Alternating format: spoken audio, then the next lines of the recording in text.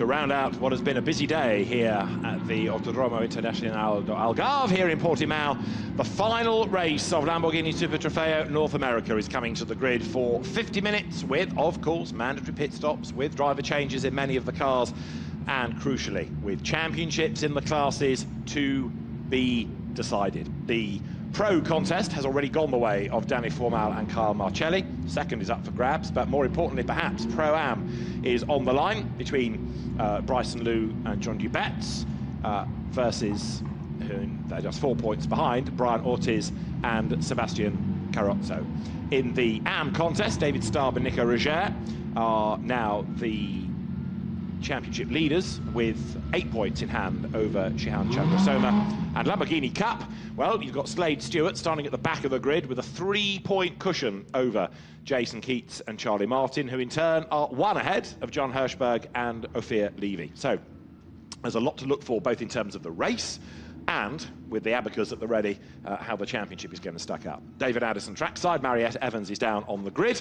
There are lots of Lamborghini fans and family members here that have made the journey far and wide for this festival of Lamborghini racing, the World Finals, this annual event, and the first time that we've been to Portimao. So even for the European teams, it's been a step into the unknown, but for the American team, something completely different, and they're still tweaking, they're still getting the cars absolutely perfect as they work through the weekend. And after a rather damp start to the morning, the road now is bone dry. So it is time to go to the grid before we get into the bones of this, and let's join Marietta. A lot of things happened this morning in race 1. Gino, you were so close to victory. How are you feeling ahead of this one? I'm feeling more hungry just knowing that we could have had it. It makes me want to fight harder, you know, and be able to actually get it this time. I know that I have the best team behind me, so I'm sure aware that we're capable of doing it again. But this time without any penalties, I hope. But besides that, I'm feeling excited, really. You know, I think it's amazing to be here in Portugal. It's just a crazy experience, my first time racing overseas. I know it means a lot for all of you from America to come here to Europe for the grand finals. How challenging is, in terms of logistics, to make it to here? It was definitely a lot of work before. When we had to pack up everything, it was a lot of stress, a lot of work, you know, be able to ship all the cars here, get them ready on time. And then all the traveling stuff, I can say it's stressful, but I'm having the greatest time of my life, you know? So I think it's like a good stress, you know? Like, oh, we're going to go race, but it's a lot of work. But, you know, that doesn't matter because we're coming here to race overseas, so. Fantastic. Have a great race. Thank you. I appreciate that. Thank you. Thank you, guys. So Gianno Tarino, who shares with Loris Spinelli, and they won on the road in race 1, but had picked up a 10-second penalty for track limit abuses, and so in the end, although they won on the road, sorry, 5-second penalty, forgive me, Loris Spinelli, 5-second penalty, they dropped behind this man, Nelson Piquet, who did the bulk of the championship last year, didn't do the world final, but has come to the world finals this year. He had his second win of the season earlier on, although in both cases, he's not actually taken the checkered flag first. He's won both with penalties going to the man ahead, but Nelson Piquet Jr., Nelson Piquet, former Grand Prix racer, of course, and Formula E champion, and rallycrosser and sports car racer, a man to watch to see whether he can score another victory. Right, back to the grid, back to Marietta. Let's hear now from Patrick Liddy. Patrick, was this a new racetrack for you this weekend, and how are you adapting to it? Yeah, it was. You know, lucky enough to race on the European circuit a few years ago. Last time I saw you. And yeah, this is a really challenging track. It's like a roller coaster. The closest thing we have in the US is Laguna Seca, but I think all of us Americans were surprised by how low the grip level was.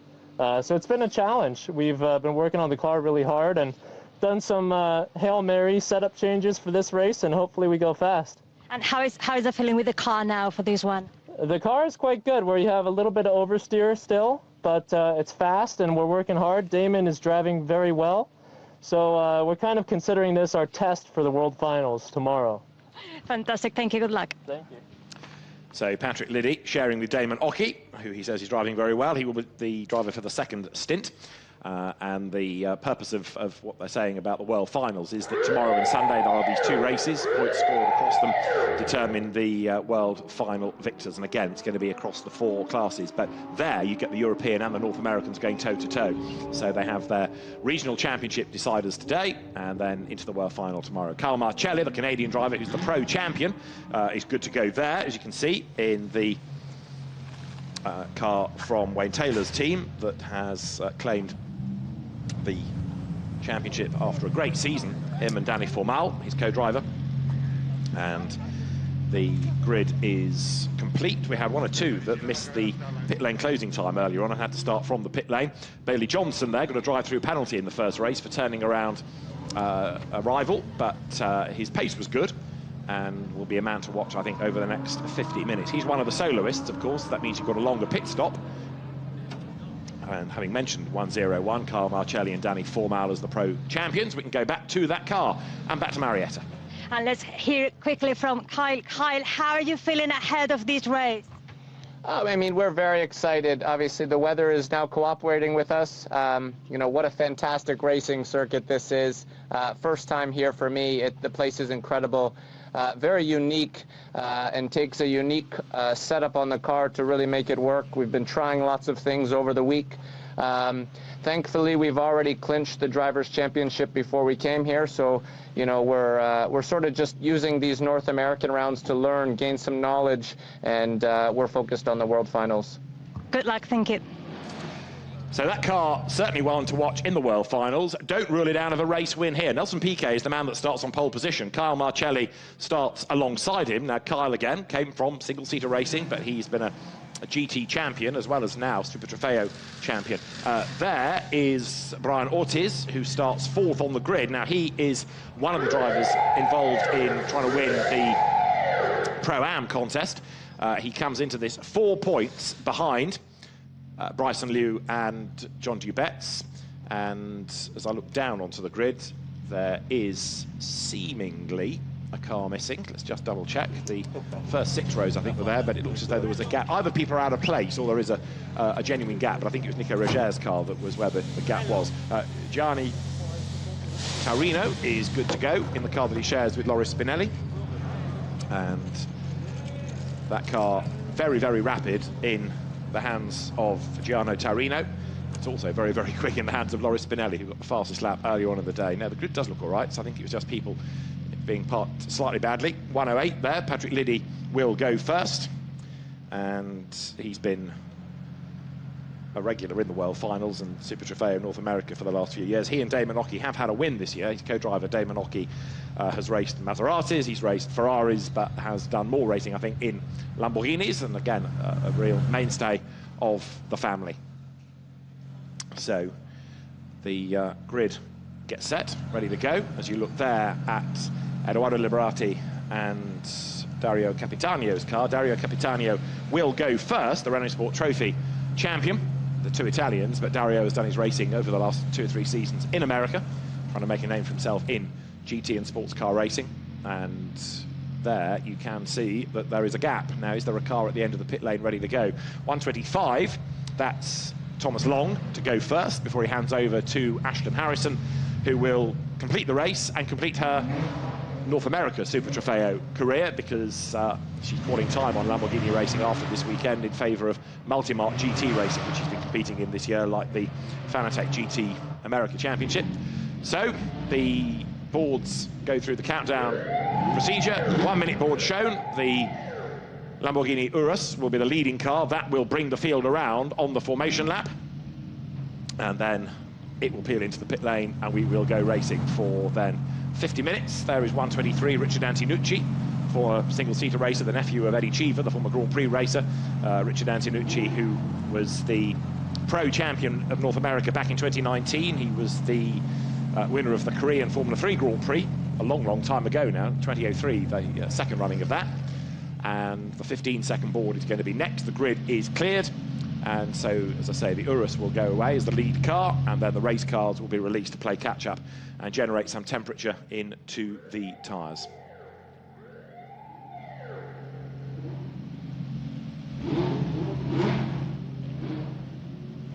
So engines all fire, mechanics sprint off the grid, and the Urus accelerates away as there is the green flag. So now Nelson Piquet blasts off pole position. And although Pro might be decided, Pro-Am, Am and Lamborghini Cup still up for grabs. Then we'll go through the grid in a moment, then we'll worry once more about those class battles. the Lamborghini Cup, with Slade Stewart coming into it as the leader, having had assorted problems over the course of the weekend with an accident yesterday and a lot of damage, and then mechanical maladies in the first race. Carl Marcelli is your guide to this formation lap, as you ride on board with him. The drivers earlier on in the day had a road that was damp but drying. There in the pit lane is the car I was talking about, Nico Roger. Now, the significance of him being stranded is that he is the leader of the AM Cup and comes into this with an 8-point advantage over Shehan Chandrasoma. So that car at the back of the grid when it starts. Now, in a way, it's not the end of the world because you're behind any first corner dramas, so it allows you to keep out of trouble and then pick a way through. But if it all transpires that he hasn't got the pace to get through, then it becomes a different story altogether. But number 148, Nico Roger, starts from the pit lane. Nelson Piquet starts on pole. Kyle Marcelli starts alongside him. On the second row of the grid, there is Billy Johnson. And Brian Ortiz goes first in number 147. Gianno Tarino will start for the Tarino Racing by Dean Motorsport team, and Patrick Liddy for US Racetronics lines up alongside. That's Pro versus Pro Am on row 3. Row 4, there's Dario Capitano on the inside, and Tom Long goes from 8th on the grid. Again, Pro alongside Pro Am on that 4th row. Row 5, Richard Antonucci, certainly a man to watch in the opening stint, and another of the Taurino racing cars, with Eduardo Piscopo lining up alongside in the car that was on pole for race 1. Then it will be Jordan Missig lining up alongside the car of Bryce Liu. Next up, well, a gap because Nico Roger ain't there, but championship rival Shehan Chandrasoma is. You've got Alex Dow, the Hong Kong driver, starting alongside Tyler Hoffman, then Randy Solari, and hopefully there, Bart Collins, but that was a car that missed the opening race. There is next up in number 164, Tom Tate in his first season, the solo driver, and alongside him, Fred Roberts, that won Lamborghini Cup earlier on in the day. Then there is going to be Tiger Tari and Jason Keats ahead of run-up Atapatu and Alan Grossberg, with Theo Levy and Slade Stewart to round out the grid. That then is how they will get into formation. They come out of the last corner. So number 148 of Nico Roger starting from the pits, one to watch, to see what progress can be made as he has to try and wriggle away up the order. But with the sun setting, the sun in the drivers' faces this time around, they are going to go racing now. The cars come up towards the timing line, and when the lights change in a moment, Nelson Piquet accelerates away. We're still on red, now we go green, but I just wonder whether that might be a start that gets looked at, because Nelson Piquet accelerated away on his way up to the green light rather than at the green light. But either way, he leads into turn 1 from Carl Marcelli in second place, and then Brian Ortiz goes round the outside there. He is 4th, but being crowded a little bit as they come up towards turn 4, side by side for 3rd. They're going through further back in the pack is Eduardo Piscopo as they get out of turn 3 safely.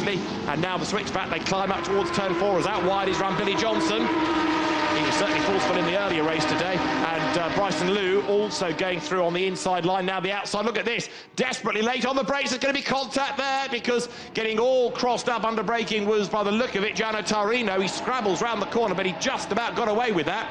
Others less fortunate. Look, one car runs off the racetrack down at turn 5. So now, making their way up towards the exit of turn 7 for the first time, Billy Johnson, number 171, is on the inside there of Bryson Liu, trying to stick out his elbows to gain the place. Over the brow they come. So Johnson is dropping back a little bit and then gets forced out wide coming up towards turn 10. Eduardo Piscopo goes round on the outside line, but there's been a real old shuffle around on this opening lap of the race, as Nelson Piquet Jr. it is who leads the way, but only just. Kyle Marcelli going after him as the cars now make that run up around turn 13.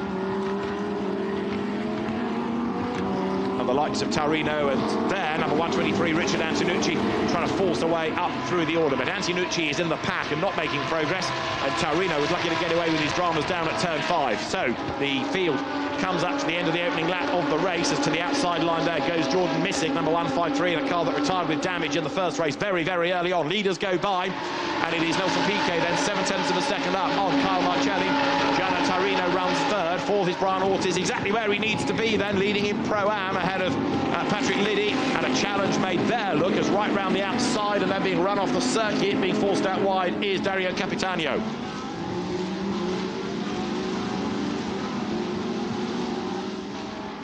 So the car's up through turn 4, lap 2. And again, Capitanio is out wide, and the more of those track limit transgressions that you stack up, the closer you get to a penalty.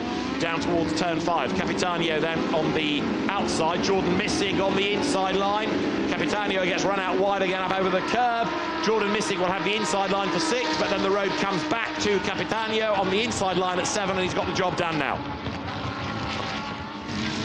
So through he goes, gains 1 place. And we've also had drama, by the look of it, on the opening lap for the team that came into this looking good in Am, because one of the leading lights out of the class has had a moment and dropped back. But then as the timing screen has another think about life, he's put back into the right place. It might be a transponder glitch actually on the car I'm thinking about. Right, the top 2 now getting away. Piquet versus Marcelli, but then have a look back for 3rd. Gianno Tarino is in 3rd place, but he's not living with the top 2, so he's sort of plateaued for the moment in that 3rd spot. Ahead of Brian Ortiz, as there Billy Johnson again makes the run up on the inside to try to get past Bryson Liu.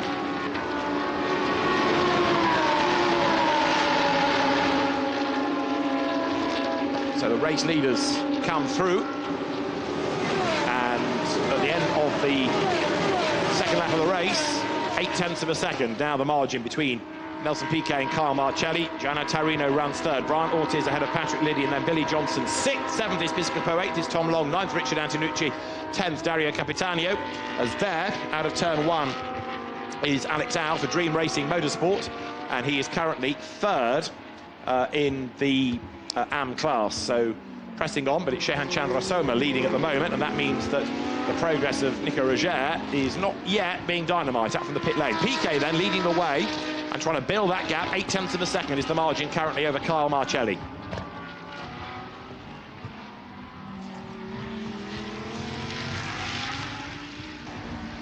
Up over the brow comes the leader, and there in 2nd spot is Marcelli. So the Ansa Motorsports car ahead of the Wayne Taylor Racing entry, which has, of course, won the championship in the Pro class this year. So Kyle Marcelli, under no pressure, doesn't have to win, doesn't have to bank points. Job is done. What he wants is a car that's going to perform absolutely out of the box tomorrow morning for the World Final.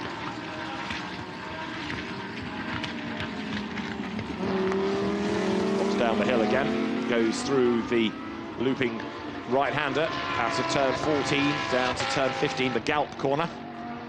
And again, you can see over the course of a lap just how much undulation there is in the Algarve circuit. Plenty of climbs, plenty of drops, and it means the drivers and the cars have a real workout over the course of a lap. Over the timing line again, that long pit straight that then drops down before, of course, it starts to climb as you turn right through turns 1, 2 and 3, with 3 being the hairpin that loops you back round. Battle on here. There, 108, Patrick Liddy fending off Billy Johnson. And then next in the queue is Eduardo Piscopo in the car that started race 1 on pole position, thanks to Patrick Cuyula's efforts.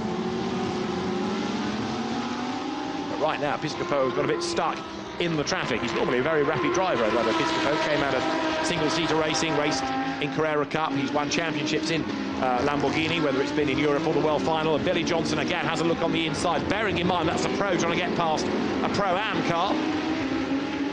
And being run out wide is Patrick Liddy, but he's going to have track position for the next corner, look, because on the inside line for turn 7, he's back through on the inside line. So good scrap that's going on between the two of them. And Patrick Liddy for US Racetronics, he's had 1 win in Pro-Am this year, keeping the pro class car, the Billy Johnson at bay for now. Through on the inside line, Johnson. On the outside line is Piscopo, and he lines up to make the move coming into the next corner at turn 10. But Billy Johnson breaks late, goes deeper into the corner, uses the curb, lines himself up to keep the place on the inside going into turn 11. As there, Kyle Marcelli, now 1.2 seconds back from Nelson Piquet, comes up towards the completion of the lap. Taurino is 3rd, Brian Ortiz 4th, leading his class from Liddy. Then it is Johnson ahead of Piscopo, Antonucci next. Tom Long is now ahead of Dario Capitanio, 9th and 10th, those two. There on the inside line, 125 of Thomas Long.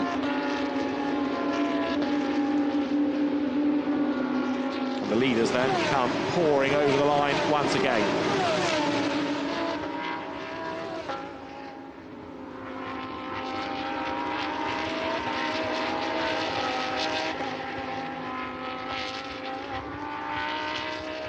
So there, Nelson Piquet leading now by 1.6 seconds. He is clear of Carl Marcelli for the moment. But remember, Piquet is a soloist, so his pit stop is going to be 3 seconds longer than the Marcelli-Danny Formal pit stop for Wayne Taylor Racing, the 5 times winners this year. They're in second place. So right now, that car would lead after the pit stops because it's within the magic 3 seconds. Gianno Tarino runs third, then Brian Ortiz keeping Patrick Liddy well at bay in the class, and Billy Johnson has dropped back into the clutches of Eduardo Piscopo. That's Richard Antonucci. An incident with number 113 is under review, and that's Ophir Levy, and there's a car stranded on the circuit, which might be... No, it is not Ophir Levy. That is the Jordan Missig car, is it not? Missing rather than Missig, but it is stranded heading up the hill. And if that doesn't refire, then an interruption is going to be called for. So the race direction team give them, let's say, 30 seconds, because sometimes the car has to sort of cool down before it will restart. But if it won't do it after that, they're going to have to neutralise the race to get it out of the way. There is Slade Stewart, who comes out of the hairpin and finds an ailing Jordan Missig ahead, and the car just doesn't have the grunt to get up the hill. So it stops, but they're trying to do a sort of Control-Alt-Delete, aren't they, to reset it and get it going. Leaders go through, and Piquet to Marcelli now is up to 1.5 seconds, and Taurino, I would offer you, is being caught by Brian Ortiz now. That gap is down by 0.3 of a second, in fact, third to fourth as they come across the line. In 5th place still, it's Patrick Liddy. Billy Johnson is ahead of there, Eduardo Piscopo. Eduardo goes through. Behind him, you've got Richard Antonucci. Richard Antonucci will hand over to Luke Barkley, who's only in his 2nd season of racing Lamborghinis, but did a really, really good, impressive job last year, and is part of Lamborghini's Young Driver programme. As you look at Dario Capitanio, single-seater racer turned sports car racer, Renault Sport Trophy champion before he went off stateside to make a name for himself in Lamborghini, but has come back to Europe because he's racing the European Le Mans Series as well. So Capitanio is another trying to put himself on that GT and sports car map, whether it's from a European or an American point of view. So many GT-style, sports car-style races these days. And there, back into the pit lane, Nico Roger. Now, this is very, very bad news as far as their quest to win the AM Championship is concerned, because if that car is no longer circulating, then Shehan Chandrasoma is a shoe-in to do this. That car, I think it might have an electrical problem, because it was being told to turn on the transponder, but it's almost like the power isn't getting anywhere. And so that car is out of contention. There with a puncture now is Jason Keats in the car that he shares with Charlie Martin. So we had a couple of punctures early on in the day, but that was perhaps more to do with overheating tyres on a wet but drying road. But now it's absolutely bone dry. So is that a curb strike that has done for Jason Keats? Either way, he's heading for the pit road and will drop a lap in the process. Going back to the point about the AM Championship then, Shehan Chandrasoma was 8 points back, what he now leads. So he's going to get 15 for that, and the car that he's trying to overhaul isn't scoring. He's going to get a big fat 0. So there is the limping Jason Keats heading to the pit lane. And the car came past the pits, and the tyre just lets go, doesn't it? So that, you would argue, is the wrong pressures that's caused that, rather than running over a curb, because it would have gone perhaps instantly had it been cut by running wide over a curb. Anyway, the net result is he's got to do an entire lap ever so slowly. Brings the car back, but they'll drop off the lead lap. It's worth continuing because A, it's mileage, and B, if you are classified, then you get points. But a big, big delay, that's for sure, with just 10 minutes done. So Nelson Piquet leads, and it looks as though now the AM category is going to be won in the championship by Shehan Chandrasoma. So the attention turns to Pro-Am and to Lamborghini Cup. Well, again, in the Lamborghini Cup, coming into that fight, 3 points back with Jason Keats, but a puncture gives the advantage there to Slade Stewart as well.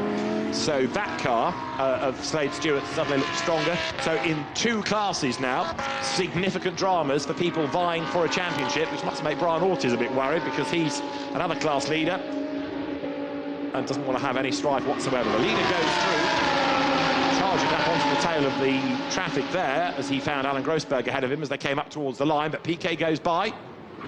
Now 1.7 seconds clear of Kyle Marcelli, and with 7 3/4 minutes effectively still to go before the window opens. We're on lap 8 now.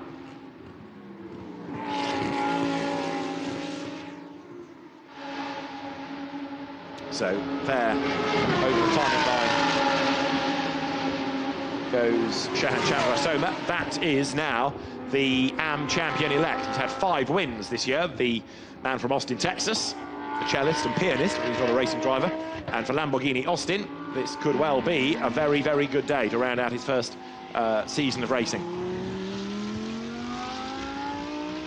Shehan Chandrasoma does an awful lot of voluntary work for the Messengers of Peace movement in America, and multifaceted life that he has, as well as racing cars. Down to turn 5, and drama there, off the road spectacularly, has gone Afir Levy and John Hirschberg's car. It's Afir Levy at the wheel of it, and that has done significant damage to a tyre barrier.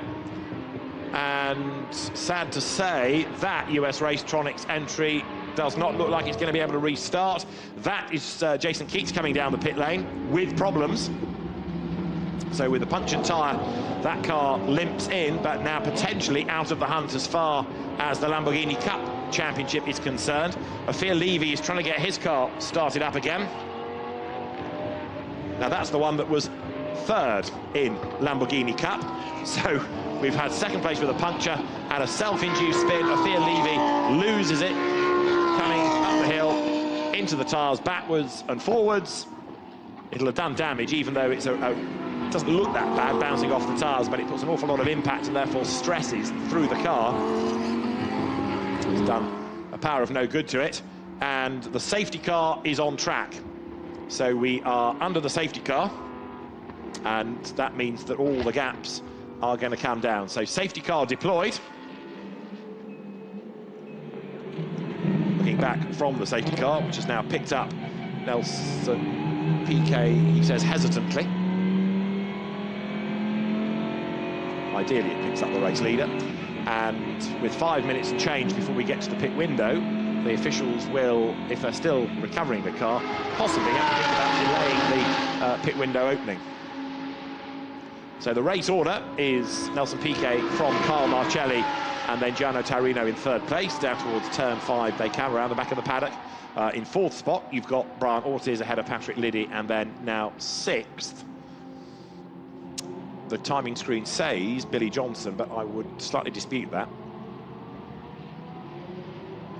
because he shouldn't have overtaken if he's under the safety car. Anyway, we'll have a proper look in a moment as the field heads now down towards turn 7.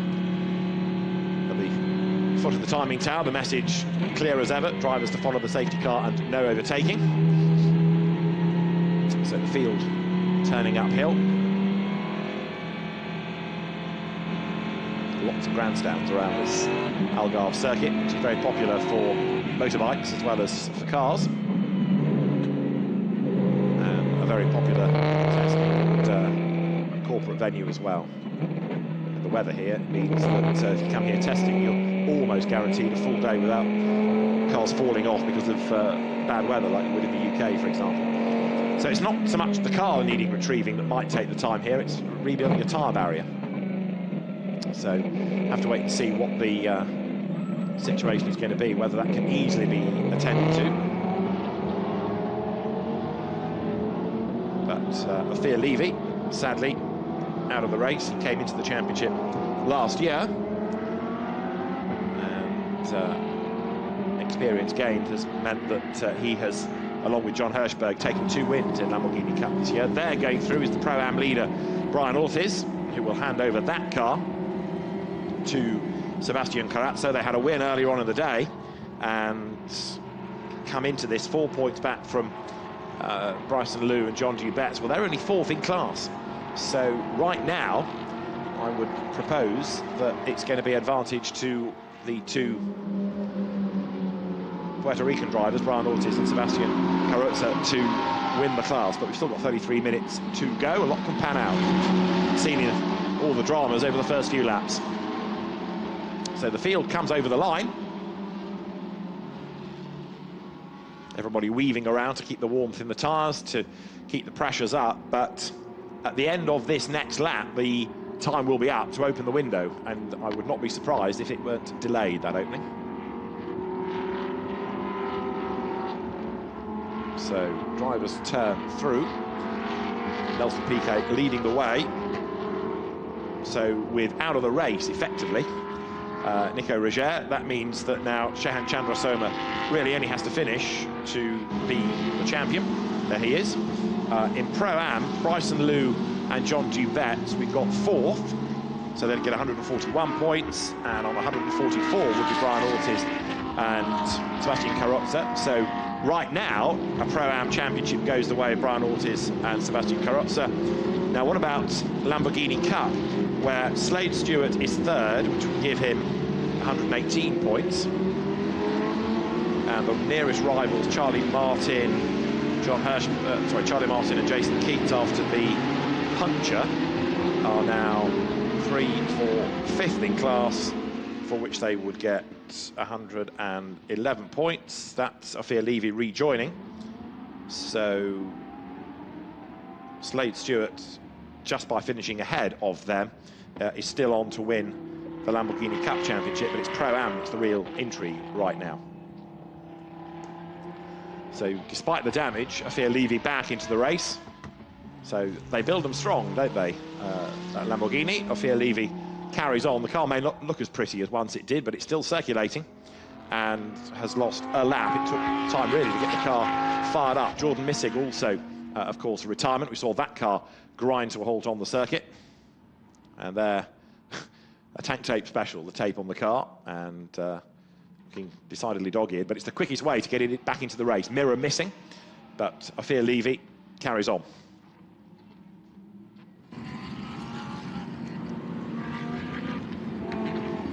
So, as the field turns downhill, Gianna Taurino looking to, on the restart, try and jump up into 2nd place. Now, I haven't yet seen a message on the pages that we have of timing and scoring to say that the pit window is being delayed, but it is off the case. But the race direction team may decide that that isn't how they want to do it for this. You've got the regular IMSA-appointed officials working with European race director Alain Adon. So collectively, they will make the call. But we haven't had the clock tick down to the pit window opening. So therefore, working on the assumption that it is not going to be opening as planned.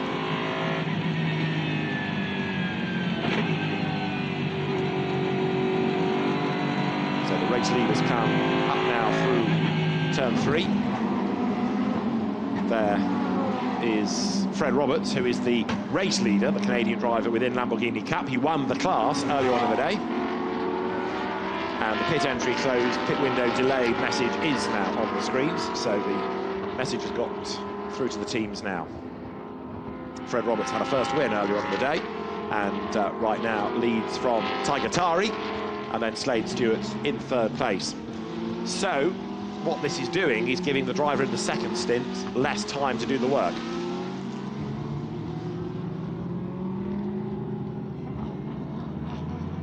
There you have Fred Roberts then slowing as the pack ahead slows a little bit.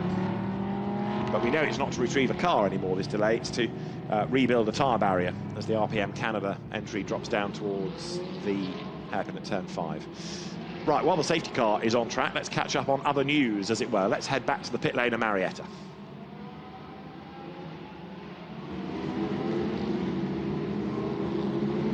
It was when we were normal warm-up procedure, about 20 minutes before the race.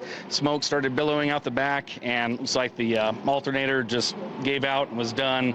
So the team worked hard. We tried to find a temporary solution, at least to be able to get out there and go. But Nico went out, gave it everything, but we only had about half powers cutting out, and it just wasn't possible for us to continue, unfortunately. Will we be able to see you on the grid for the grand finals? Absolutely. We'll be out there tomorrow. Okay, thank you very much.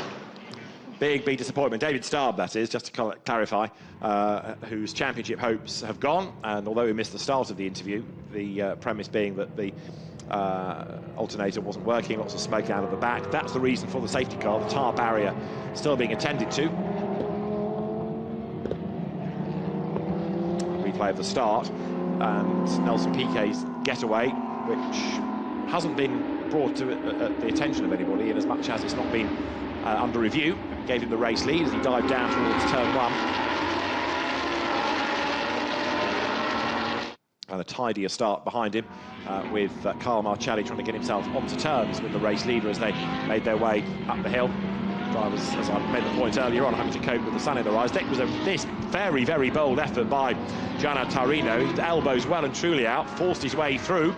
There is an award for the most daring manoeuvre of the season. That was possibly one of them, but Gianna Tarino gets away with it. One or two others might feel a bit aggrieved that they had to take evasive action, but Gianna Tarino was coming through, come what may. So there is the safety car heading up towards the timing line.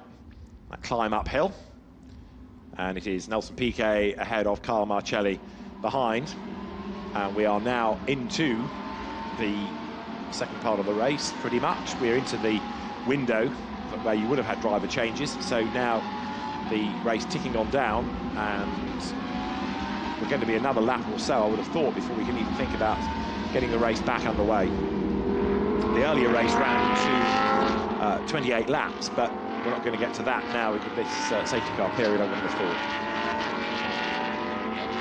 Dario Capitanio goes through in the Bitwell entry. Another good thing about the World Final weekend, partly it's an opportunity to see old friends and for the American teams to come across and enjoy European hospitality, for European and North American teams to pit themselves against one another, but also a chance to have a look at different race liveries, because whether in the old days of having the Asian Championship here as well, or the Americans, it's a different way of designing a livery on a race car, and always fascinating to see. Now, overtaking under yellow flags for a couple of cars being looked at. One is Eduardo Piscopo, another is Billy Johnson. So they are under review for overtaking under the safety car. And so the race officials being kept busy, the local clerk of the course overseeing what's going on with the tyre wall rebuild, the race director keeping his eye on when he can restart the race, and the stewards looking at these incidents as well. So as the Lamborghini Bull bears down from the flags, having a look at some of the earlier images from the race, including there the car of Ron Atapatu, who was racing Lamborghinis back in the Gallardo days, a long, long time ago, even in Europe, but these days racing in America. And you can see the cars under braking, the load going through the front, one or two running wide up onto that corrugated curb, but not touching the green, to the delight of the race director. Others do go to the green, but when it's all four wheels, then you're in real strife. So we've got, as I say, these couple of cars of Eduardo Piscopo and Billy Johnson being looked at for possibly overtaking under a yellow flag. We've got the tyre wall rebuild getting closer to its completion. And the marshal still fluttering the yellow flags to make sure that everybody knows the situation here. That is that they, as yet, can't go racing again.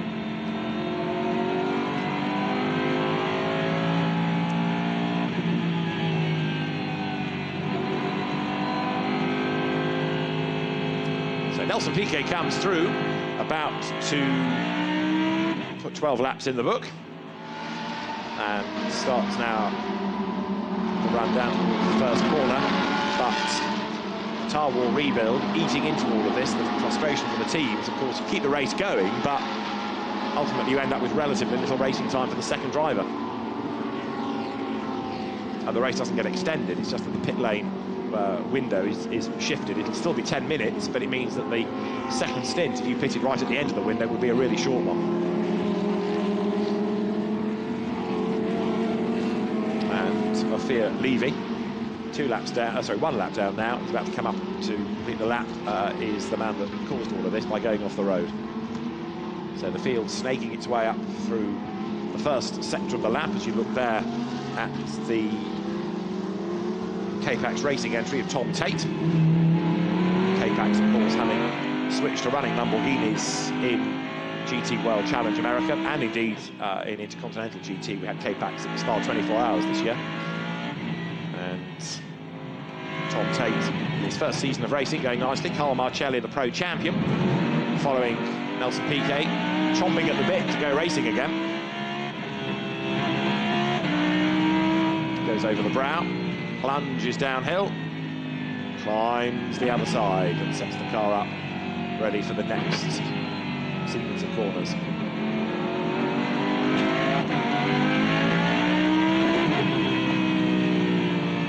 Algarve circuit has played host to the GT Sprint Challenge, to Formula One, of course, recently, to historic festivals, to the DTM, and always a popular venue. You can see why, because it works the drivers very hard indeed. Now, the safety car has gone storming away. We haven't had confirmation that it's coming in, but it gives the impression, doesn't it, that it's going to come in this time. So, as Nelson Piquet slows the pack right down, is the safety car coming in this lap? And therefore, yes, it is. So lights out, and we will go racing this time then. So finally, the race can get back underway. Safety car in this lap, and the race is back on. And a great restart by Nelson Piquet, who charges across the timing line to pull out 7/10 of a second straight away over Carl Marcelli as they drop down towards turn one. Within third place, Gianno Tarino. Brian Ortiz goes through in fourth place.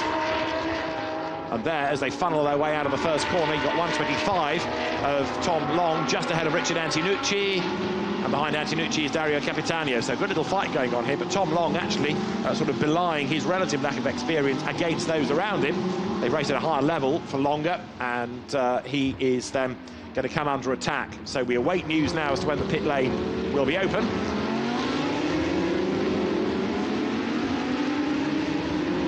And the pit lane closed legend has just disappeared off the timing screen, so the teams should be good to pit this time, and in doing so you'll have a mass rush of cars, especially in the likes of, for example, Tarino to get the quicker Loris Spinelli behind the wheel, Carl Marcelli to give way to Danny Formal, Nelson Piquet goes solo.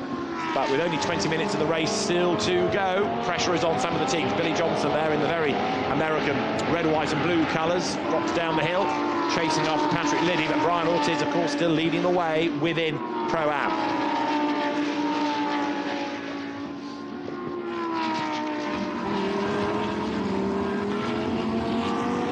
There is Patrick Liddy. Yet again, Billy Johnson lines up to have a go on the inside line, but he just can't quite get the bite out of the corner, can he, to then charge up the inside. So up towards turn 15, the Galt right-hander, it will be Patrick Liddy ahead, and into the pit lane comes Gianno Tarino. No surprise then to give way to Loris Spinelli. They all accelerate until the very last moment, hit the brakes when they get to that 90 km/h speed limit line, and then slowly make their way down the pit lane. The teams ready to receive the cars. Also in, you can see Eduardo Piscopo to give way to Patrick Creeler. So the order will now shuffle for the next few laps while we cycle through all the pit stops here. And up front, Nelson Piquet continues to hold sway. The teams there with the boards, the car controller ready to receive them. So the pit stops, every car having to serve a mandatory stop, they all cycle through. Gianno Tarino gets out and Loris Spinelli gets in. And the D Motorsports squad not wanting the Luke Barkley Richard Antinucci car in for a lap, so that stays out. But you can see how busy it is behind as drivers rush round with their differing seats. And you've got to get on with your neighbour now to try and find space to come in. I know that camera shot foreshortens it, but even so, the last thing you need is to get trapped. So, door closes on 103. Randy Solari, he's one of the soloists. And Randy Solari is another stalwart Lamborghini racer. He was the winner of the Lamborghini Cup 2 years ago in the American Championship.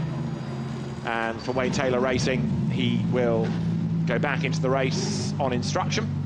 Right, there is a 5-second penalty being given to Billy Johnson for overtaking under a yellow flag. So perhaps not surprisingly, because we often get them, the penalties are coming. So 5 seconds goes to 171 Billy Johnson. Into the pit lane comes the race leader. So Nelson Piquet dives in, gets the stop out of the way. And they've got another 7 minutes yet, but the pit window's still open. So down the pit lane comes Piquet. And into the pit box will come the Anta Motorsports entry. Again, this is a solo effort, so it's a 3-second longer stop than would be given over to the 2 driver entries. So down the pit lane goes Piquet, as one car there just slightly impeded as he came in. That's down to the team to control that at the right moment. So the final race of today with 17.5 minutes just over still to go. Tyre pressures checked and adjusted if needs be on Nelson Piquet's car. The screen cleared to get rid of any extraneous Portuguese bugs that have welded themselves to the glass, and then that car can be dispatched. 6 minutes and change on the clock of the pit window still open. Now there is Carl Marcelli, who inherits the race lead. Probably will only do a lap before he gives way to Dani Formal, the Costa Rican driver. Carl Marcelli, the Canadian, drops downhill out of turn 10. Absolutely on the limit there. You see the way the car dances around underneath him. Another climb comes here as he makes his run uphill once again.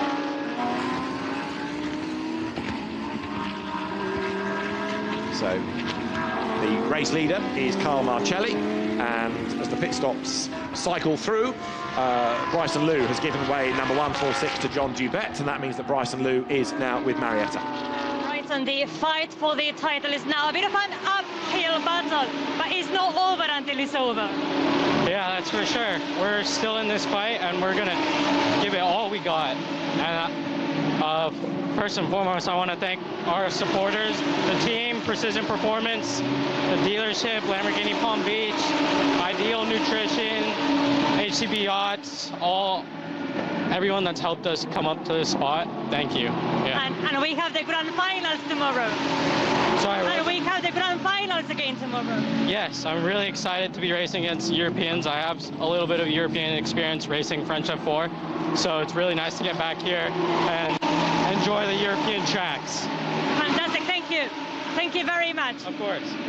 It was 2019 when Bryson Liu raced in the French F4 Championship. Like many, he started off in single seats as Formula Atlantic and then coming to Europe. But you can feel the stresses coming out of him, can't you? As you can see this being a tough championship to win now. Nelson Piquet then back on track.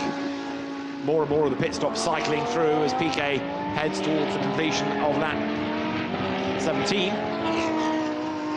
So winner earlier on in the day. What he really wants, not just a win, but what you might call a proper win, where he is the first man to take the checkered flag rather than inheriting it with people's penalties. Dani Formal getting ready to take over from Carl Marcelli, who is out of the car. Dani Formal is in and ready to blast away. One of the team say go, go, go. They do now.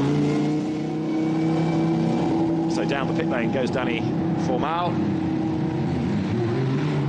Others exiting the pits behind him. You're about to have in 127 look being launched Edoardo Liberati, the 2016 GT Asia champion, but another experienced Lamborghini and GT racer. Edoardo Liberati, when he's not in this championship, busy driving for KCMG and things like Intercontinental GT Challenge in a Whisper It Porsche. Number 130 then, Nelson Piquet comes up the hill, trying to maintain track position. But now 188 has been given over to Loris Spinelli. It's going to be interesting to see at the end of the lap whether Spinelli jumped ahead on the pit stops. So that's Piquet. Spinelli shown as being ahead, but things shuffle a little bit at the different sector points on the timing and scoring. So we'll need to just confirm at the end of the lap where the two cars are relative to one another, keeping an eye out of the window as we look at the pictures of Piquet heading towards the completion of the lap. With just 14 minutes still on the clock, we've got another 3 minutes before the window closes.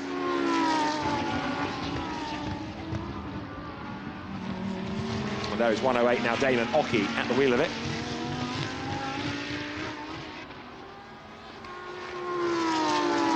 So he plunges downhill. Oh no, tell you a lie, it's not Damon Ockey, it is still Patrick Liddy. That's why the car is in the lead, it's not yet stopped, forgive me. So Patrick Liddy going a long way here. And he's in the traffic now, which might just go against him. Behind is Richard Antonucci, who's also yet to stop. So those two, first and second, but partly because they haven't served the mandatory pit stops as yet.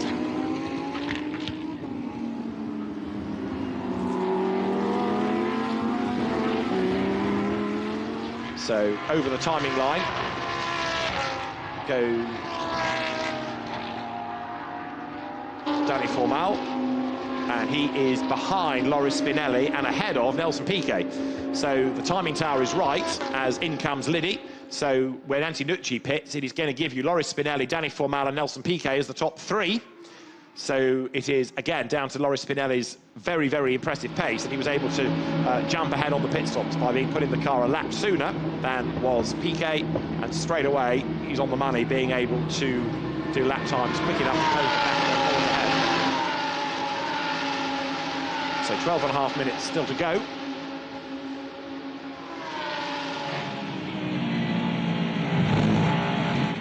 Whack of the curve for Danny Formal. Gosh, he's got that car by the absolute scruff of the neck. And you can see, because he's chasing after Loris Spinelli, that he is absolutely committed to the task here.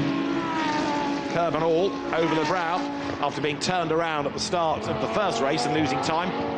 So here Danny Formal is on an absolute mission. Piquet third, but not really in touch right now, is he? He's there, but not close enough. So the leaders come now down towards turn 14, and it is Spinelli from Formal from Piquet, and then behind them Patrick Cuyula, having taken over from Eduardo Piscopo.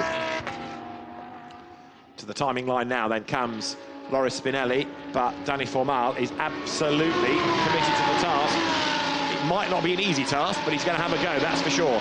So Spinelli goes through 9/10 of a second up on Danny Formal, and you've now got down the pit lane Damon Occhi to take over from Liddy, and Luke Barkley has just taken over from Richard Antonucci. As there then is Loris Spinelli, the race leader. Like I say, 9/10 of a second, but he was quicker than Formal last time, so potentially this is a gap that's going to grow.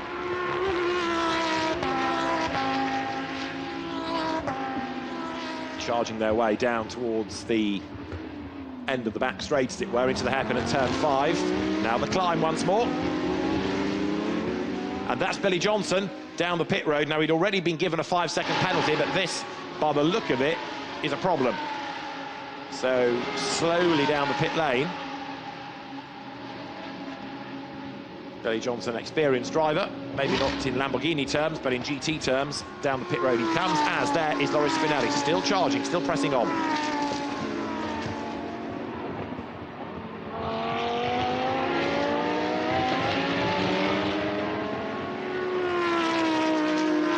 Leaders then currently on lap 19.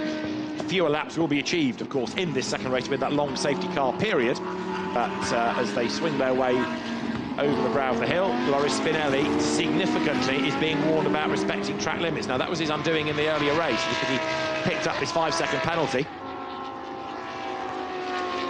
and already the warnings are coming.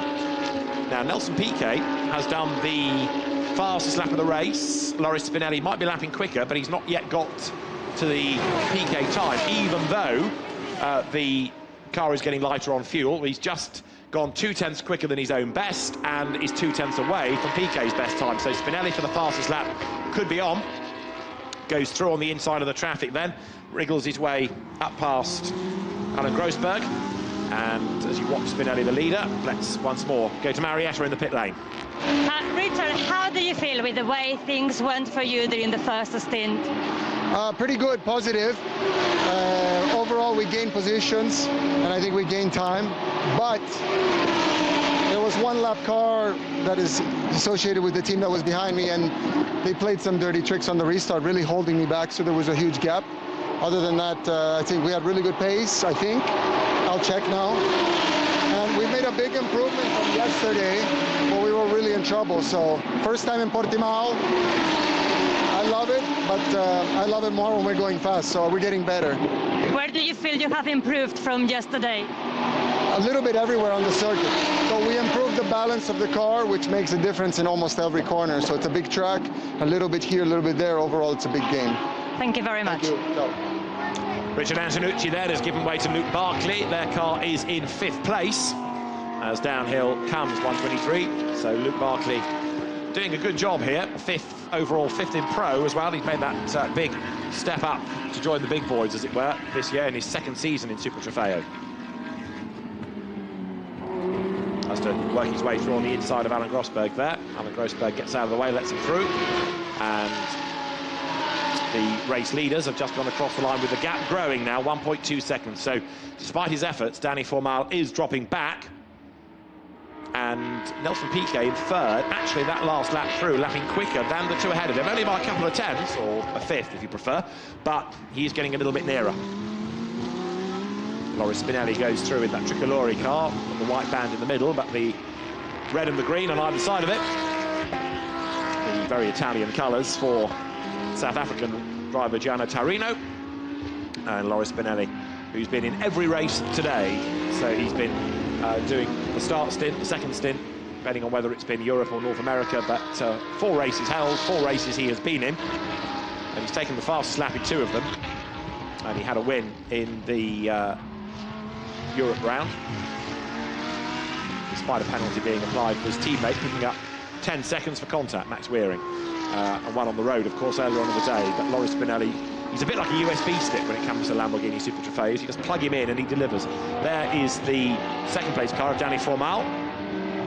The Costa Rican driver drops down the hill, and yes, the gap is increasing, but settled for second. It's another good result. It's another podium for the champions, and more mileage, more data gained in anticipation of the World Finals tomorrow. 6.5 minutes now of this race still to run. Replay of a big slide coming out of turn 4 for Charlie Martin. That was the car that was badly delayed early on with the puncture, and goes around, and Charlie Martin avoids hitting anything solid, gets going again. Spinelli bouncing over the curb, a bit like Danny Formal earlier on in his stint with that car, by the absolute scruff of the neck. In terms of Pro-Am, Sebastian Carrozzo is leading from, in second place, John Dubet, and the margin is only 1.3 seconds. It's coming down, so Pro-Am is still up for grabs. Shehan Chandrasoma is on to win the Am class and championship, but then we need to start thinking about the Lamborghini Cup once more, where now Slade Stewart is the best placed of those in with a chance of winning the championship, so he is going to win that despite a weekend which has been really tough. Patrick Kujala now for third overall, all over the back of Nelson Piquet, as the cars swing their way now up through turn 7. Another steep climb over the brow, drop downhill yet again.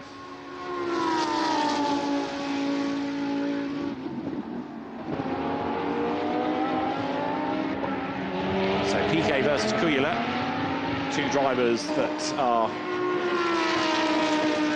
very well versed in racing at the top level, whether it's been in international sports car racing or international single-seater racing. Piquet, for the moment, fending him off, but the way that Kujala has gobbled up the real estate, impressive. So Piquet not able to do anything about Spinelli nor Formal ahead of him.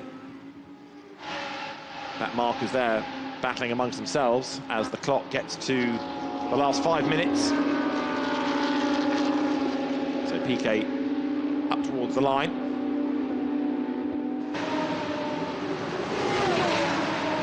Big flash of the lights to all the cars ahead of his impending progress. Patrick Kujala pulls out, pulls back in again. It's not really a serious bid to pass. I think that was more to try to distract Nelson Piquet going into the first corner, but it doesn't work.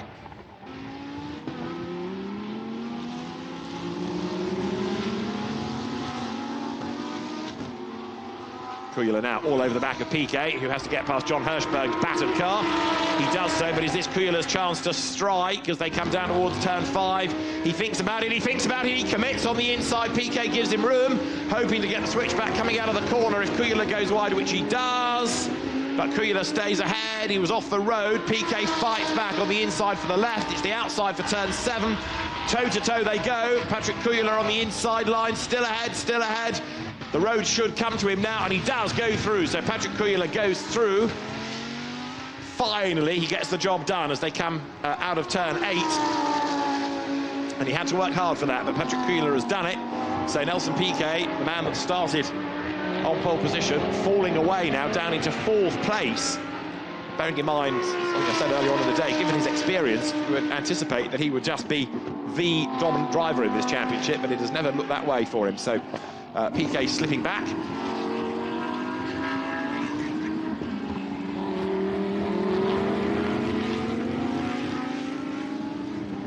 Patrick Kujala on a mission but he has still got to make up now 3.5 seconds before he can think about doing anything about Dani Formal, and I don't think there's going to be time left in the race for that to happen. So over the timing line go third and fourth, and Dani Formal ahead of Patrick Cuéllar. In fact, the gap has gone up even more, down to 3.7 it is at the end of the pit straight. But Piquet in fourth place, no longer really a factor. So thinking about the world final maybe, wheel lifted there as the car suddenly changes direction up through turns 3 and 4. The car heading towards you there, look, Slade Stewart, Lamborghini Cup champion-elect, in what's normally the unicorn bedecked pink livery. The black rear to the car is all because it had a sizable accident yesterday, and an awful lot of work had to go onto that car, and then more mechanical woes struck in the first race. So it's been a very, very tough weekend thus far. Patrick Cuéllar is being given a 5-second penalty for track limit offences. So the man that's in third place, having just got past Piquet, now 5-second penalty, and Piquet therefore could get his place back if he stays close enough, although again there's no guarantee of that happening either.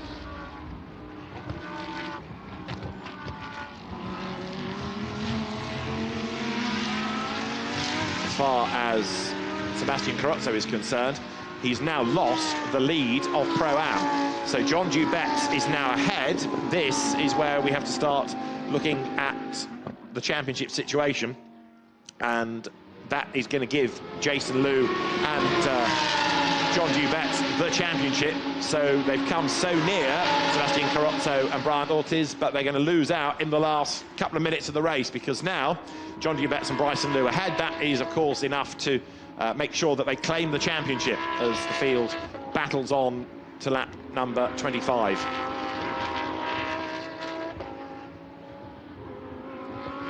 There, under braking for turn 1, is the delayed car of Eduardo Liberati. Lost a little bit of time in the opening stint, but Dario Capitano has given way now, and we're into the last minute. So depending on where the race leader is relative to the clock, then Loris Spinelli may be on his last lap of the race here.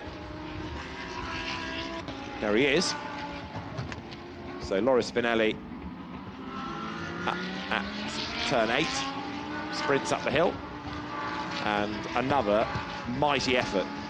Still a mystery, perhaps, as to why more GT teams don't look at Loris Spinelli and put him into a car, because whatever you put him in with a Lamborghini badge on the nose, he absolutely delivers. Very, very rarely do you see him making mistakes going off the road. Okay, track limits is one thing, you can bring that back a little bit, but the absolute speed is there, and he's not a crasher, but it's very rare that you see him in a top-line double driver high-profile GT3 category, for example, and surely he would be an asset to a team. The clock hits 0. It is going to be the checkered flag this time. He's actually not going to get the fastest lap in this race, unless he happens to do it on this very last lap, because it's Nelson Piquet that has done that time. Checkered flag at the ready, and Loris Spinelli comes through to score a second win of the day. Slows right down as he comes across the line to celebrate, and Loris Spinelli it is who takes the race win from, in second place, Dani Formal and Carl Marcelli. Patrick Cuéllar third across the line, but then apply the penalty, and he's going to drop back. But Loris Spinelli, a great drive, and behind Nelson Piquet, fourth across the line will be Eduardo Liberati, and there Luke Barkley next as he goes through. But the next car to look for is going to be John Dubetz, and therefore we're looking for the Pro-Am champions now. And a very, very happy John Dubetz comes across the line. They've done it. John Dubetz and Bryson Liu win by 1.3 seconds, effectively. That was the margin between them and Sebastian Carrozzo, who is going to be very disappointed indeed. So near, but yet so far to a championship success.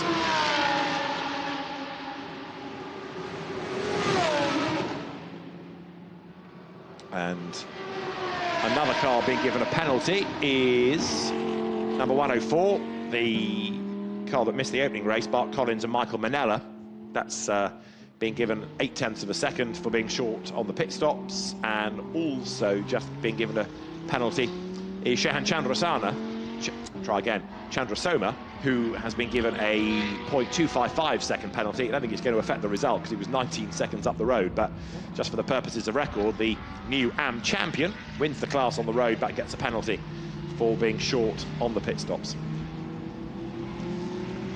So, a great drive by Loris Spinelli and Gianno Taurino, and the Taurino Racing by D Motorsports squad can celebrate a win. And that will be win number 4 of the season. Danny Portimao taking second place. And there will be happy drivers for a race result, happy drivers from a championship perspective as well on the podium, which will be coming up for all 4 classes in the not too distant. And then tomorrow there is the free practice and the qualifying as we go into the world final element of the weekend.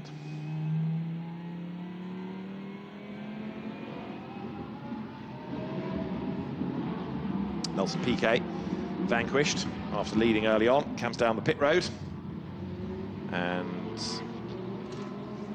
it will be 3rd place for him on the corrected time. So Nelson Piquet takes 3rd in Pro, 3rd overall, behind Danny Portimao and Carl Marcelli, and the race win for Loris Spinelli and Gianno Taurino. Nelson Piquet asking team to come forward, Pirelli to come forward and put a bit of air in the tyre. Carl Marcelli comes down the pit lane in Pro-Am, so John Dubetz and Bryson Liu win it from Brian Ortiz and Sebastian Carrozzo, and then Ashton Harrison and Tom Long take another 3rd place. Shehan Chandrasoma wins Am from the car of Wesley Slimp and Tyler Hoffman. And then 3rd in class, as he was in race 1, Alex Au.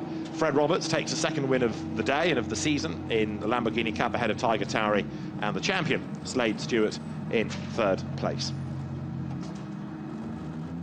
So, drivers step from cars. And it'll be a very happy Loris Spinelli who comes through victorious there. And Loris Spinelli and Gianno Taurino take race honours. That one makes up for the disappointment earlier on in the day. Loris Spinelli then the winner. A great job done as he claims victory here in the final round of Super Trofeo North America.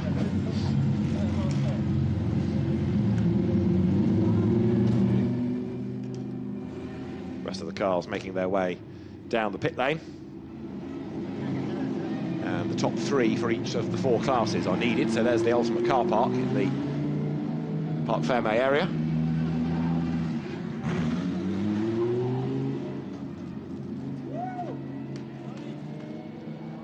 And somewhere in all of that will be Gianno Taurino, who will be a very, very happy man. He was absolutely pumped going into the race, wasn't he? And then doing a great job in his stint. So, Loris Spinelli, Gianno Taurino take race honours. Let's go to Marietta. Loris, and another victory to finish the race. An amazing effort that you put in that 2nd stint. Yeah, of course. I mean, this morning we were really close to... I mean, we won the race, but we got a penalty, so we move in 2nd position. But yeah, Gianno had a really great stint. He recovered like 2-3 positions in 1 lap, so I'm super proud of him. So the car was really strong, so I can keep this pace until the end without problem. So really happy. Thank you to the team and to everybody involved for this amazing victory.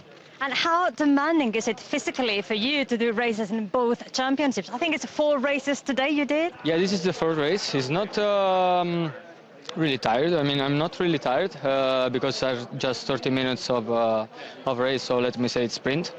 But it's psychology because you have to adapt in each car, every condition, different drivers. So, but it's really a challenge. It's really nice. So, thanks. Great job. Thank you. So another day, another victory for Loris Spinelli, where a Lamborghini is concerned. There is a very happy Gianno Taurino, his co-driver, Gianno Taurino, then doing a good 1st stint, which was safety car affected, but I don't think it was going to really affect the result, was it? The way that Loris Spinelli's pace was just so good, so dominant, going into the 2nd part of the race. So the drivers will be shortly heading up towards the podium. But Laura Spinelli and Gianna Torino now making themselves potential victors of the World Final. Now, we've got a Lamborghini Cup champion. It's Slade Stewart. He's with Marietta. Slade, you were so happy. And with reason, you're a Lamborghini Cup winner. You know, I'm having a hard time talking right now. Yes, you know, with this finish, we clinched the LB championship for the U.S. You know, we had every challenge coming into this week with new track, completely new environment, time zone changes. Practice was going well. Obviously, everybody saw what happened yesterday up in turn 10. You know, when I got out of that car, I thought it was finished. And I got really, really upset about it because I felt like it was over. And the crew got it back, had it completely torn down. Lamborghini came in and helped. They got the car rebuilt. And for us to be able to get here today from, you know, back of the pack because we didn't qualify and finish in third, I got to give it to my crew. They're the ones who made this happen. I'm just the driver. An amazing example of the true spirit of racing. Yeah, it's all about the team. They're the ones who make everything happen. I'm just the hot shoe. Congratulations. Thank you. Thank you. So a very happy Slade Stewart. Real contrast of emotions because, yes, yesterday it was a very, very badly damaged car. You can just see in the background the rear bodywork, completely different colour, begged and borrowed from other teams. Slade Stewart is a champion, and fans and friends and family members then get ready at the foot of the podium, ready to cheer as the drivers will be shortly brought forward. And in the usual format of Super Trofeo North America, it'll be Lamborghini Cup first. Let's look at the race results. Laura Spinelli and Gianni Torino, the winners, from Carl Marcelli and Danny Formal, with Nelson Piquet third. Fourth, Eduardo Piscopo and Patrick Cuila after a penalty. Eduardo Liberati and Dario Capitano next, ahead of Luke Barkley and Richard Antonucci, with seventh, John Dubetz and Bryson Liu winning the Pro-Am element of the race and the championship. 11th, Shahan Chandrasoma, he wins the AM Cup in the race and in the championship. 17th, Fred Roberts, winning driver in Lamborghini Cup. 20th, Slade Stewart, champion in Lamborghini Cup.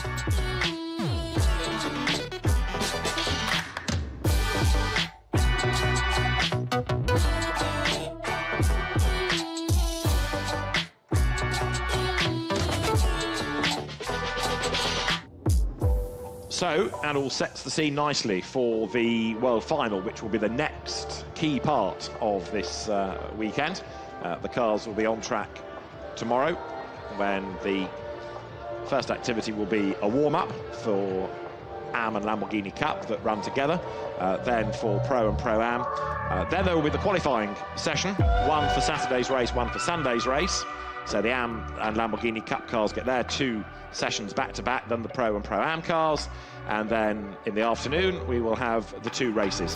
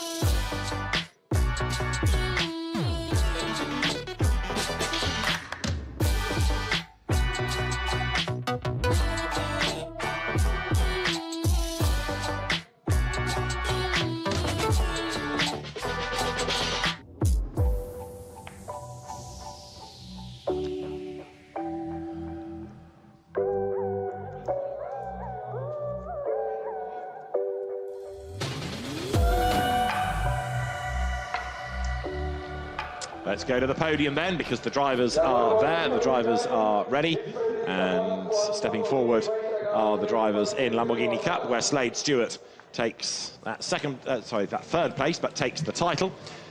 For second place is Tagatari, and then for top step of the podium once more is Fred Roberts, who is a very, very happy man indeed, as Maurizio Reggiani hands over the trophies. And there's the Pirelli trophy as well for Fred Roberts. This has been his day of days, I tell you, having taken 2 in the day, and he's only 2 of the season. It's been quite a result, as he, Tagatari, and champion Slade Stewart all huddled together on the Lamborghini Cup podium at the end of the day, at the end of the season of Lamborghini Super Trofeo North America.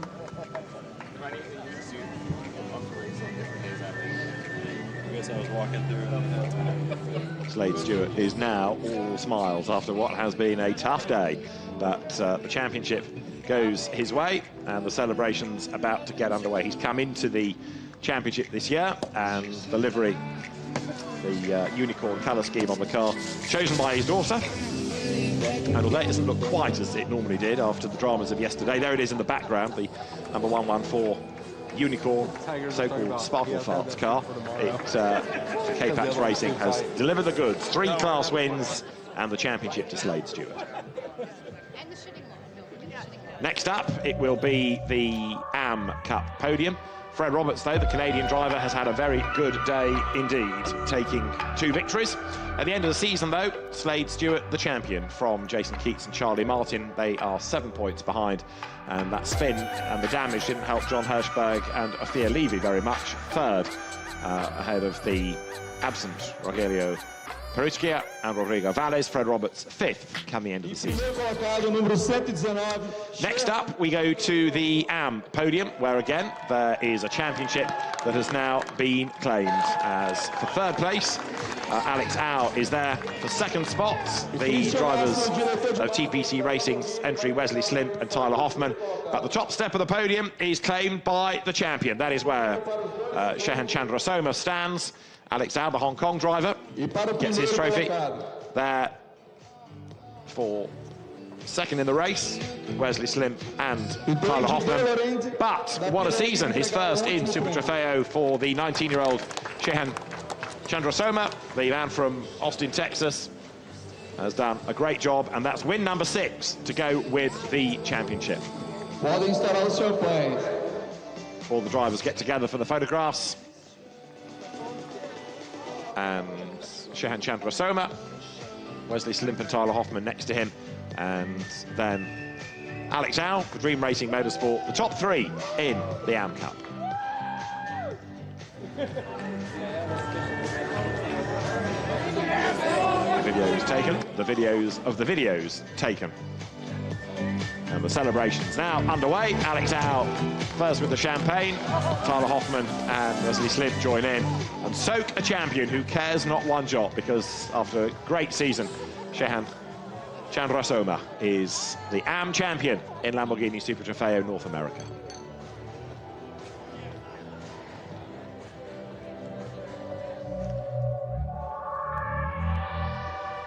For Lamborghini Austin, the season claimed in the AM Cup by the MCR Racing entry for Shehan Chandrasoma.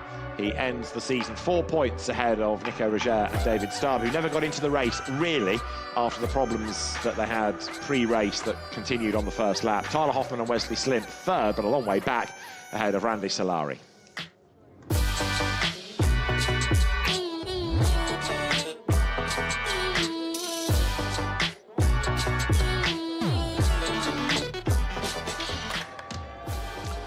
next will be Pro-Am, where there's another championship, of course, resolved. And there, for her farewell performance this weekend, Ashton Harrison joins Tom Long for third in class. Then for second, so near and yet so far, Brian Ortiz steps forward with Sebastian Carrozza, and you can tell the disappointment in their faces. They were about 2 laps away from being the champions, and there are the champions as John Dubetz and Bryson Liu step forward. They've won the class in the race, they've won the class in the championship, and handshakes all round as the top step goes to Bryson Liu and John Dubetz. I got one in the front.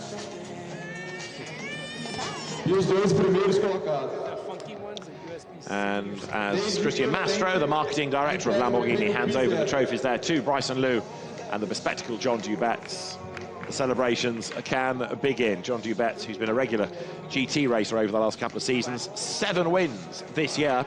Bryson Liu, part of that young driver program, the 19-year-old driver, part of Lamborghini's young driver program. And so there with all the trophies and all smiles, even the vanquished are able to force a smile. And so now, dive out of the way, there is champagne at their feet. Brian Ortiz, Sebastian Carrozza, so close to being the champions, but it just did not quite work out. And as now the champagne is ready, the championship and the class in the race taken by John Dubetz and Bryson Liu at the end of another great season of racing in the Pro-Am category.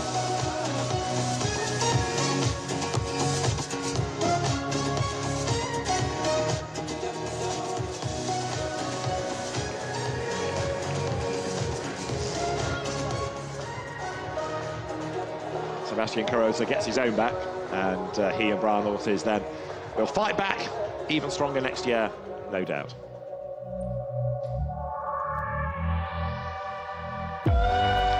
So, congratulations to Bryson Liu and John Dubetz. They take the championship from Sebastian Carrozza and Brian Ortiz, with Ashton Harrison and Tom Long third. So the order in the podium is the order in the championship as well. Patrick Liddy and Damon Ockey coming home fourth ahead of Lucas Pettersson, and then Dario Capitano coming home in sixth.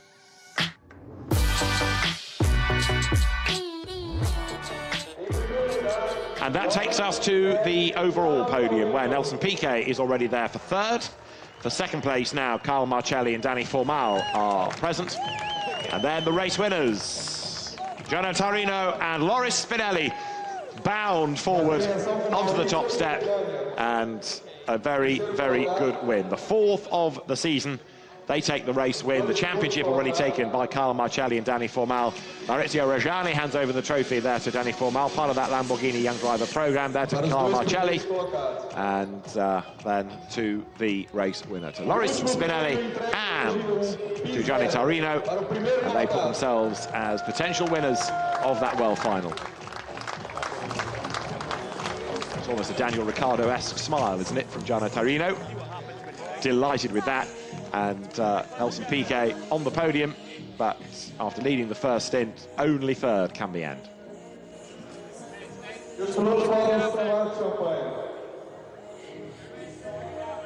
So the camera crews scatter. Gianni Tarino has got his eyes, I think, on who to soak with the champagne, but we are just about good. Big wave from Nelson Piquet, and now the champagne to be sprayed. Loris Spinelli steps forward, tries to fend off the champagne being sprayed from behind, and make sure that Gianno Tarino is a very soggy co-driver. Nelson Piquet arrives on the scene, soaks and gets soaked. Tomorrow they've got racing, but they've also got the end of season prize giving, which is a feature of the Grand Finals weekend. And now the winning drivers can head back to their teams and reflect on today's racing, what they need to do for the Grand Finals tomorrow, and on the season behind them. So, as far as the pro class is concerned, the race win goes the way of Loris Spinelli and Gianno Tarino.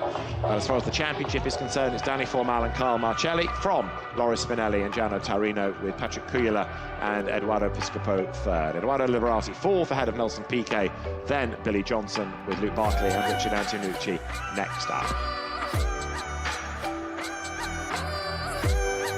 So, what a day of racing it has been. We've had drama, we've had damage, we've had spins, we've had penalties, we've had great racing, and we've had champions crowned. We'll be back on track tomorrow for the opening part of the Grand Finals segment of the weekend. From Marietta Evans, from David Addison, it's for now goodbye. We'll leave you with some of the highlights of race 2 of North America, and we'll see you tomorrow for the Grand Finals.